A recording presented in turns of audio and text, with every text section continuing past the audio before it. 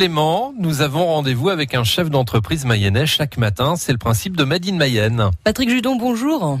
Bonjour Perrine. Vous avez 53 ans, vous êtes un des dirigeants d'Insitude, une entreprise créée en juillet 2015, installée à Laval et à Mayenne. Insitude, en quelques mots, c'est un cabinet de consultants qui s'intéresse à toutes les problématiques que peut rencontrer une entreprise. Insitude, Patrick Judon, c'est un corps à 16 têtes. Tout à fait, c'est une bonne définition de ce que l'on est, parce qu'on est un collectif d'hommes et de femmes, de tout âge, de 25 à 60 ans, qui sont des gens expérimentés, des gens de terrain, d'où le nom Insitude, le nom de ce cabinet. Sur le terrain, In situ, voilà. Bien sûr.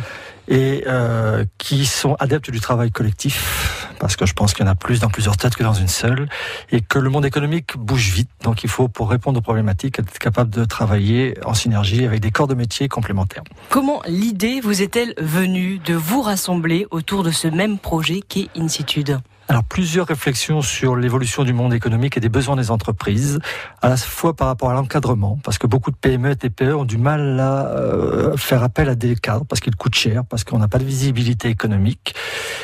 Que d'un autre côté, les consultants qui s'installent le font de manière isolée, ce qui peut poser problème à plein de niveaux pour répondre à des thématiques diverses et variées.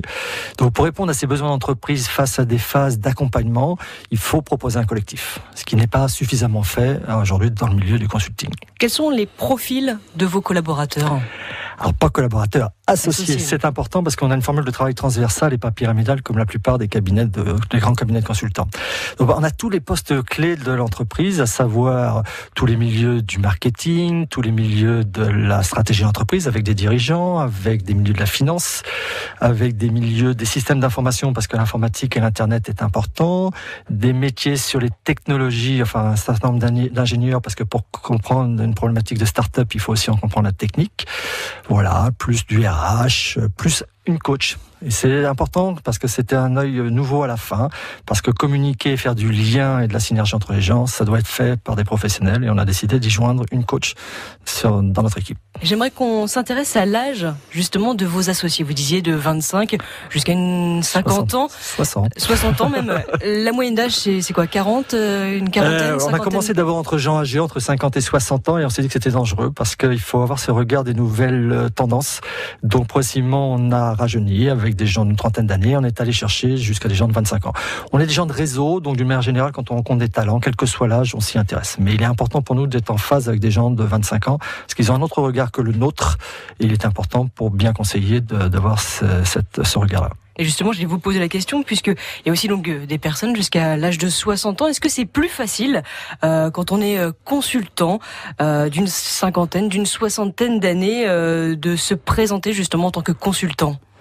Alors, l'avantage d'avoir 60 ans, c'est qu'on a une vie économique et on a fait plein de rencontres. Donc, on voit bien que pour ouvrir des portes, souvent, il faut avoir un contact particulier.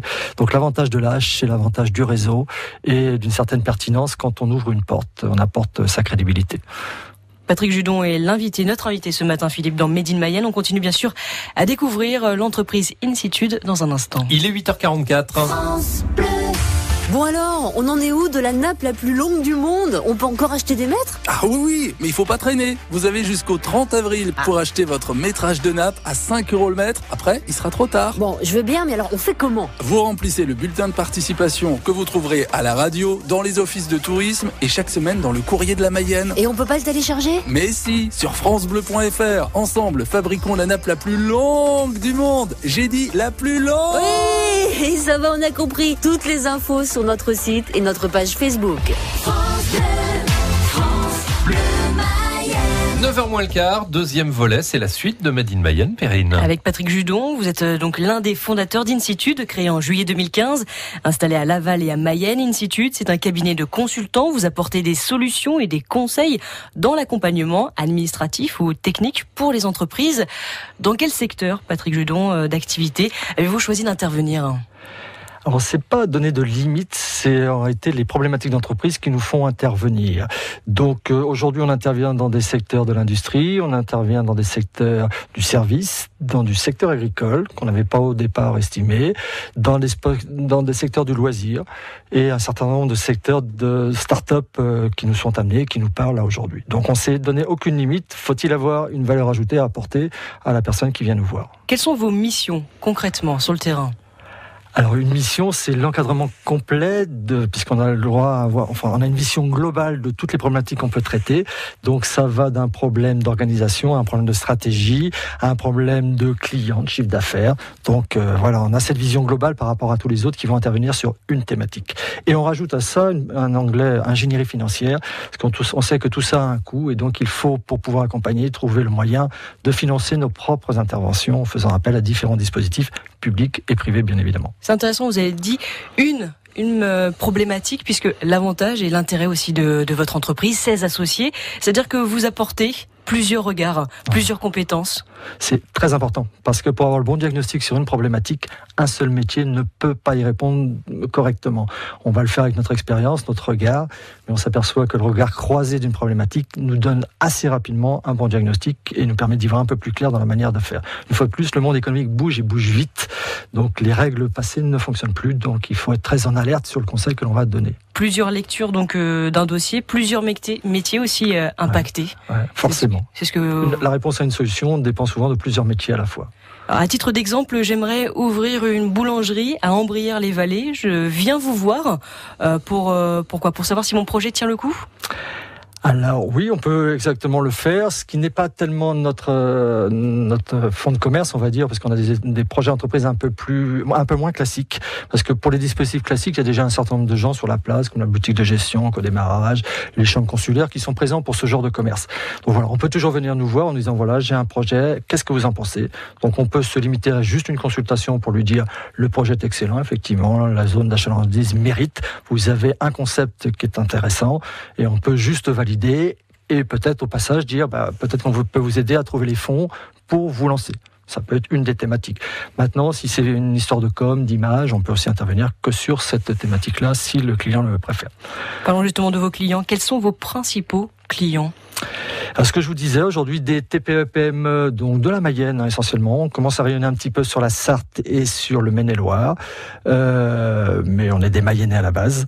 Donc des entreprises qui vont de 3 salariés à 50 salariés, puisque nous sommes des hommes de réseau, qui nous ont contactés à un moment temps sur une problématique particulière.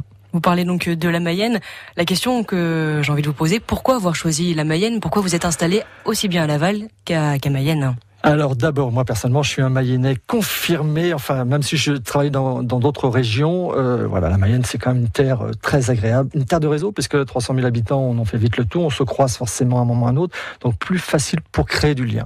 Et comme c'est un petit département, on est forcément très ouvert sur les autres départements, donc assez facile de s'ouvrir, plus que quand on appartient à Nantes ou à Angers ou à Rennes ou au Mans. Donc voilà, c'est une terre où on s'est croisés par plein de réseaux différents, où à l'âge que j'ai, voilà, tout au long de ma vie, j'ai rencontré un certain nombre de gens avec qui j'ai eu envie de travailler, et qu'au début de cette aventure, j'ai rappelé pour voir si l'aventure pouvait les intéresser.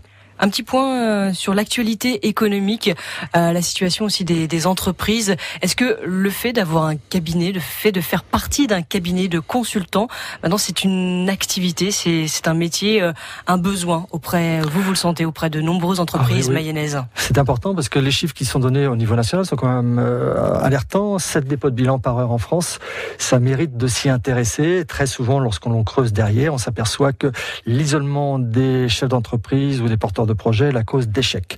Donc il faut coûte que coûte éviter ces situations et se mettre très en alerte, quelle que soit la situation, parce que c'est un drame d'hommes et d'idées qui se passe à ce moment-là. Donc plus que jamais, c'est une mission, et d'autant plus à l'âge que j'ai, où on voit bien qu'il y a de nouveaux modèles économiques, et notamment dans le consulting, qui vont arriver, parce qu'il faut arrêter de travailler tout seul.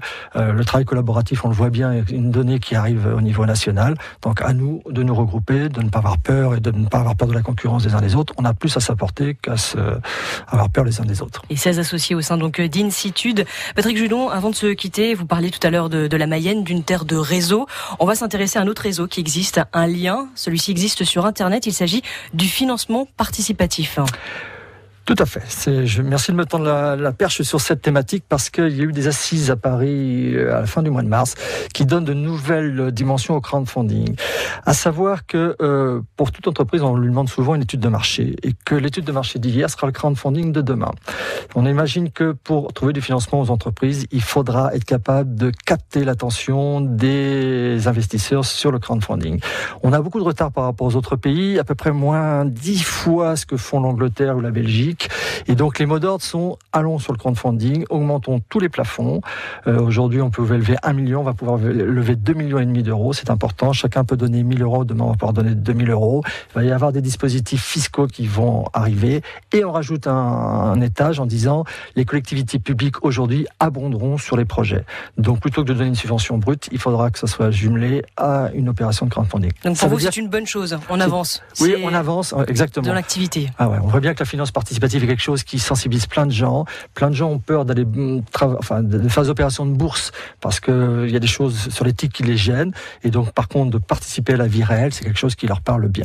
Donc, on va surfer sur quelque chose qui va être important. Par contre, ça veut dire que les gens de la com vont plus que jamais devoir être imaginatifs, créatifs, parce que c'est quand même une opération de communication dans ces cas-là. Et de liens, comme vous le disiez tout à l'heure. Le lien, on le retrouve bien sûr dans votre entreprise Incitude, une entreprise donc créée en juillet 2015, installée à Laval et à Mayenne, 16 associés. Et pour en savoir plus, vous avez un site internet www.incitude.com. Merci beaucoup, Patrick Judon, d'avoir été un de nos invités dans Made in Mayenne. Eh bien, merci de m'avoir invité et permis de parler de ce cabinet qui est une belle aventure humaine. Un entretien réécouté sur francebleu.fr.